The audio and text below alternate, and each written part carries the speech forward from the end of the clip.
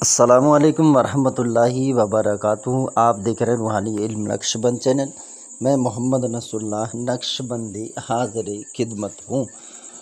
آج ایک دوست نے پوچھا، اس کے سوال کا جواب ہے کہ اگر کوئی شخص اپنی بیوی کو طلاق بھی نہ دیتا ہو اور وہ اسے اپنے نکاح میں بھی رکھے لیکن اپنے گھر میں نہ رکھے، اپنے رشتہ داروں میں ہو، اور اس کو تڑپانے کے لیے کسی اور سے تاکہ شادی نہ کر سکے، اس کی عدت بھی نہ گزرے، تو کیا اس کو ہم تعویذات ڈال کر منتر جادو ٹونے کے ذریعے اس کو مار سکتے ہیں؟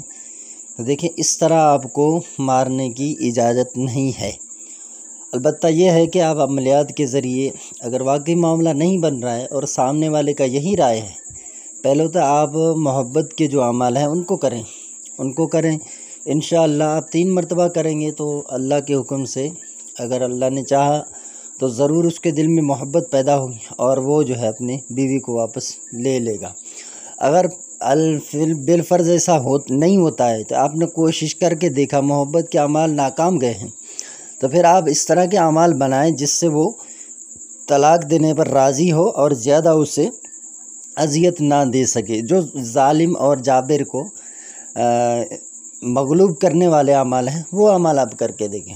اگر اس کے بغیر بھی نہیں ہوتا تو آپ کوئی اور عمل دیکھیں جس کے ذریعے وہ طلاق دینے پر مجبور ہو جائے۔ اگر ایسی سچویشن ہے کہ بھائی وہ مانتا ہی نہیں ہے، کہ اس نے کہا کہ میں نے رکھنا بھی نہیں ہے اور میں نے نکاح توڑنا بھی نہیں ہے، زندگی بھر اس کو ایسے تڑپانا ہے، اپنے رشتہ داروں میں رہے، تو یہ ایک ہے غلط طریقہ۔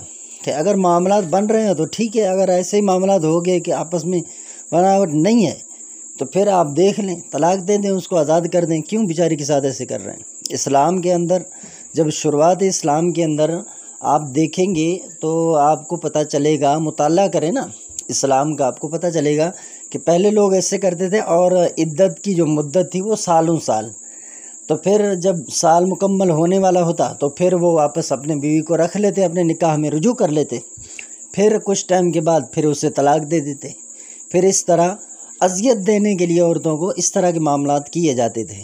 پھر آقا دو جہاں صلی اللہ علیہ وآلہ وسلم کی بارگاہ عالی میں ایک عورت خاتون وہ شکایت لے کر آئیں اور حضور صلی اللہ علیہ وسلم سے عرض کیا کہ میرے ساتھ میرا شوہر یہ کرنا چاہ رہا ہے کہ مجھے اذیت دینا چاہ رہا ہے، اذیت میں مبتلا کرنا چاہ رہا ہے، کہہ رہا ہے کہ میں تمہیں طلاق دوں گا، عدت پوری ہونے والی ہوگی واپس لے لوں گا، پھر طلاق دے دوں گا، اس طرح میں کروں گا۔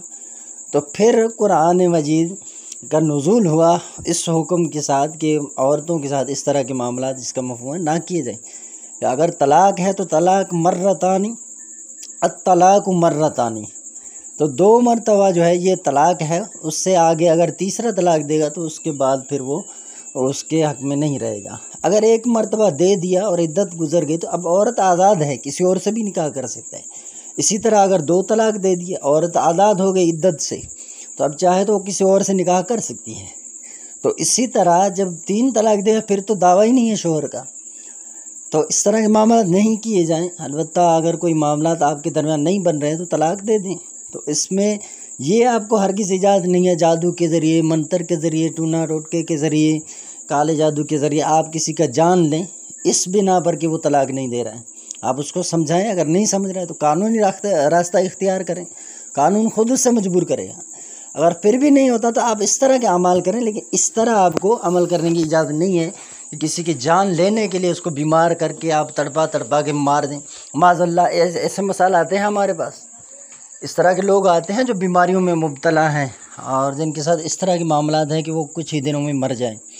تو یہ ایسے عاملین کرتے ہیں، لیکن ایسا کرنا درست نہیں ہے، بالکل بھی قطعاً حرام ہے کسی مسلمان کا اس طرح جان لینا۔ اور اس طرح کے اعمال ہمارے پاس بھی ہیں۔ آپ کیا سمجھتے ہیں ہم اعمال نہیں دیتے؟ تو اس کی ایک وجہ اور ریزن یہی ہے کہ لوگ آج کل ناجائز کام میں اترے ہوئے ہیں اور تھوڑے بہت معاملات کے لیے ایک دوسرے کے جان کے دشمن بنے ہوئے ہیں، تو کسی کو بیماری میں مبتلا کر دیتے۔ اس طرح کے بڑے بڑے اعمال میرے پاس بھی ہیں، لیکن میں اس لیے نہیں دیتا کہ لوگوں کے معاملات خراب ہو جائیں گے۔